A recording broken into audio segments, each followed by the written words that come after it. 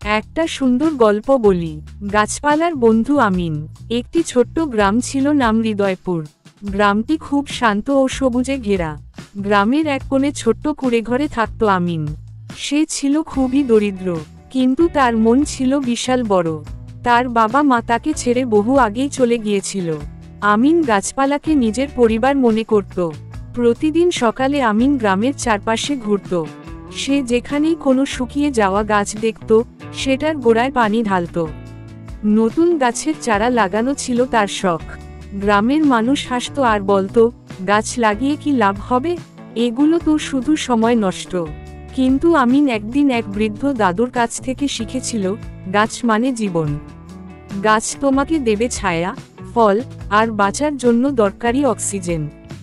একদিন ভয়ানক এক ঝড় এলো। প্রচণ্ড বাতাস আর বৃষ্টিতে গ্রামের অনেক ঘরবাড়ি ধ্বংস হয়ে গেল। কিন্তু মজার ব্যাপার হলো, আমিনের লাগানো গাছপালাগুলো ঝড়ের আঘাত সামলে গ্রামের অনেক ঘর রক্ষা করেছিল।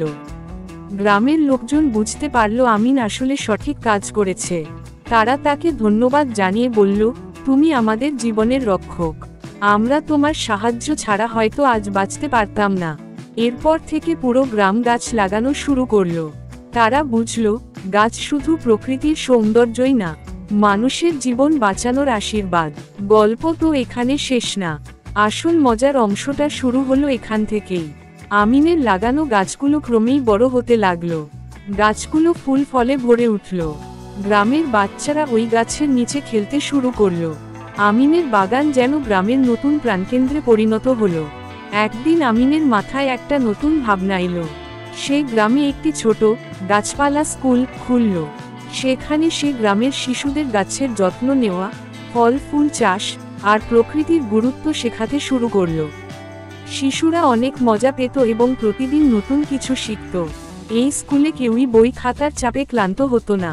গাছ লাগানো, পাখিদের খাবার দেওয়া আর মাটি খুঁড়ে চারা রোপণ করাই ছিল তাদের পড়াশোনা। একদিন হৃদয়পুরে এক শহরের লোক এসে আমিনের এই কাজ দেখে অবাক হয়ে গেল। তারা বলল, আমরা তো এমন প্রকৃতিপ্রেমী মানুষ কখনো দেখিনি। তুমি আমাদের শহরে এসে আমাদের বাচ্চাদেরও শেখাও। আমিন প্রথমে রাজি হলো না, কারণ সে তার গ্রাম ছেড়ে যেতে চায়নি। কিন্তু গ্রামের মানুষ বলল, তুমি যদি তোমার জ্ঞান আরও বেশি মানুষের কাছে পৌঁছে দাও, তবে সেটা তোমার প্রকৃত সাফল্য হবে। অবশেষে আমিন শহরে গেল। সেখানে সে শুধু গাছপালা নিয়ে কাজ করল না, বরং শিশুদের সঙ্গে প্রকৃতি নিয়ে মেলার আয়োজন করল। শহরের মানুষ যারা প্রকৃতিকে অবহেলা করত, তারাও আমিনের কথায় অনুপ্রাণিত হয়ে গাছ লাগাতে শুরু করল। বছর কয়েক পর হৃদয়পুর পুরো অঞ্চলের জন্য উদাহরণ হয়ে দাঁড়ালো। আমিন শুধু নিজের গ্রাম না, চারপাশের গ্রাম এবং শহরেও প্রকৃতির প্রতি ভালোবাসা ছড়িয়ে দিল। শেষে আমিনের বাগানে একটি ফলের গাছে একটি ফল ধরে, যার ওপর শিশুরা লিখে রাখল, আমিন ভাই, তুমি আমাদের প্রকৃতির শিক্ষক। তোমার ভালোবাসার বাগান আমরা আগলে রাখব চিরকাল। শহরে কাজ শেষ করে আমিন আবার তার প্রিয় হৃদয়পুর গ্রামে ফিরে এলো। সে দেখতে পেল তার অনুপস্থিতিতে গ্রামে বিশাল পরিবর্তন হয়েছে। যেখানেই চোখ যায়, কেবল সবুজে ঘেরা। গাছের ছায়ায় শিশুরা খেলা করছে, পাখিরা মিষ্টি সুরে গান গাইছে। আমিনের চোখ ভরে গেল আনন্দে। গ্রামের মানুষ আমিনের জন্য একটি বড় অনুষ্ঠান আয়োজন করল। সবাই বলল, আমিন, তুমি শুধু আমাদের না, আমাদের পরবর্তী প্রজন্মের জন্য আশীর্বাদ। এই প্রকৃতি আমাদের বাঁচিয়েছে, আর এই সবকিছুর কৃতিত্ব তোমার। অনুষ্ঠানে আমিন বলল, আমি একা কিছুই করতে পারতাম না। সবাই একসঙ্গে কাজ করেছে বলেই এটা সম্ভব হয়েছে। প্রকৃতি আমাদের জীবন, আমরা যদি প্রকৃতির যত্ন নিই, প্রকৃতিও আমাদের রক্ষা করবে।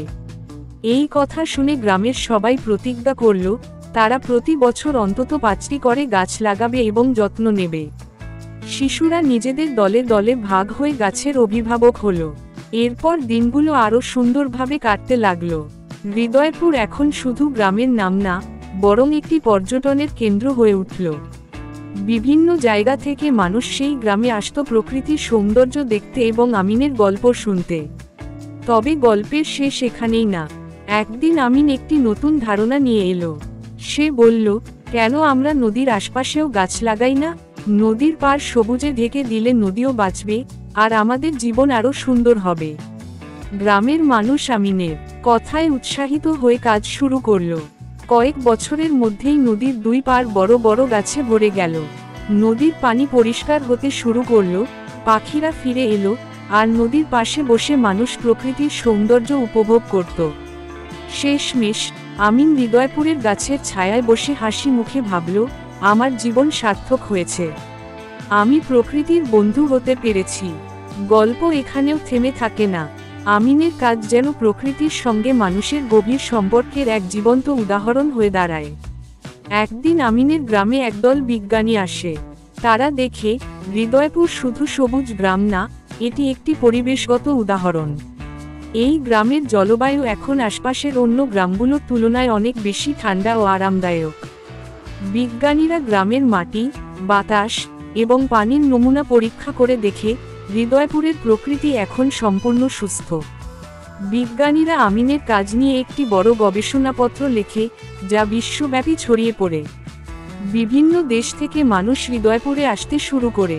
তারা আমিনের কাছ থেকে শেখে কিভাবে গাছের যত্ন নিতে হয় এবং প্রকৃতিকে ভালোবাসতে হয়। একদিন জাতিসংঘের একটি প্রতিনিধি দল আমিনের গ্রামে আসে।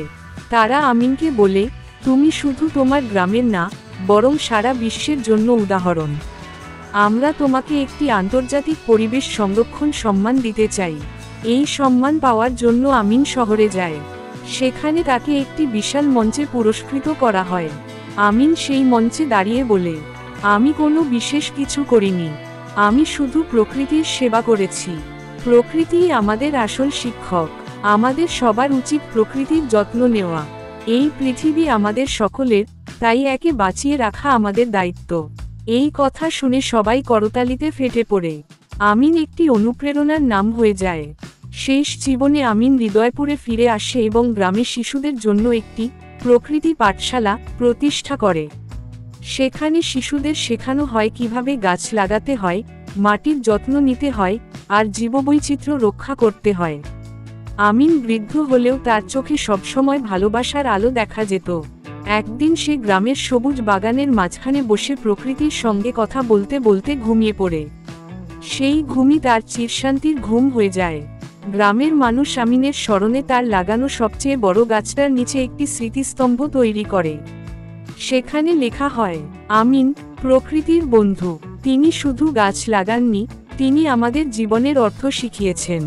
আমিনের গল্প যেন প্রকৃতির এক জীবন্ত অধ্যায়। তার মৃত্যুর পর হৃদয়পুরে যে পরিবর্তন শুরু হয়েছিল, তা কেবল তার গ্রামেই সীমাবদ্ধ থাকেনি। আমিনের প্রেরণায় আশপাশের গ্রামগুলোও গাছ লাগানো এবং প্রকৃতিকে রক্ষা করার কাজ শুরু করে। একদিন হৃদয়পুরে আমিনের স্মরণে একটি বড় উৎসব আয়োজন করা হয়। সেই উৎসবের নাম দেওয়া হয় প্রকৃতির বন্ধু দিবস। এই দিনটিতে মানুষ গাছ লাগায়, পাখিদের জন্য খাবার রেখে আসে এবং নদীর পাড় পরিষ্কার করে। উৎসবে দূর দূরান্ত থেকে মানুষ এসে আমিনের গল্প শোনে এবং প্রকৃতির প্রতি তাদের ভালোবাসা প্রকাশ করে। কিছু বছর পর আমিনের প্রকৃতি পাঠশালা থেকে পড়ে যাওয়া শিশুরা বড় হয়ে বিজ্ঞানী, কৃষিবিদ এবং পরিবেশ রক্ষাকারী সংগঠনের নেতায় পরিণত হয়।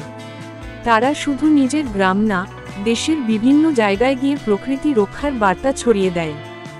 একদিন আমিনের শিষ্যদের মধ্যে একজন, রুমি, জাতীয় পর্যায়ে একটি বড় পরিবেশ সম্মেলনে বক্তব্য রাখে। সে বলে, আমাদের শিক্ষক আমিন ভাই আমাদের শিখিয়েছেন, গাছ লাগানো শুধু একটি কাজ না, এটি একটি আশীর্বাদ। এটি আমাদের ভবিষ্যৎ রক্ষা করার উপায়। আমরা যদি প্রকৃতিকে ভালোবাসি, প্রকৃতি আমাদের ভালোবাসায় ভরিয়ে দেবে।